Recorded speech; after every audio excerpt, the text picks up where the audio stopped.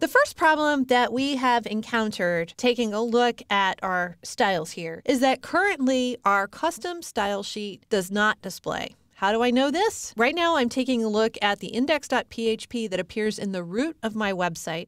I've hooked this up to Dreamweaver. I'm looking at this in live mode. If I switch over to the custom.css style sheet by clicking on it, it tells me that custom.css is not on the local disk and to get it, which is a bad thing.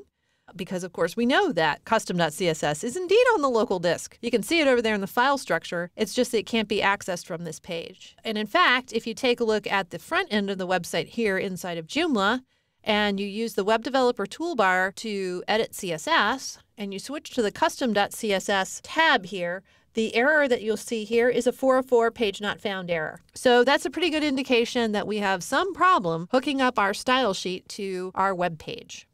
So let's go ahead and fix that problem. I'm here inside of Dreamweaver. The first thing I need to do is make sure I'm looking at the index.php associated with my Kinetico template. That is what I'm looking at here.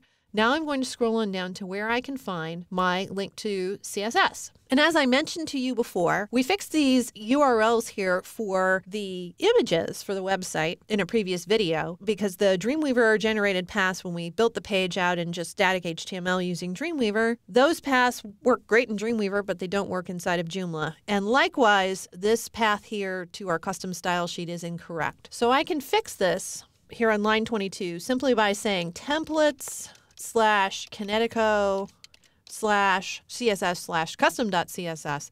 That is the correct path to the style sheet.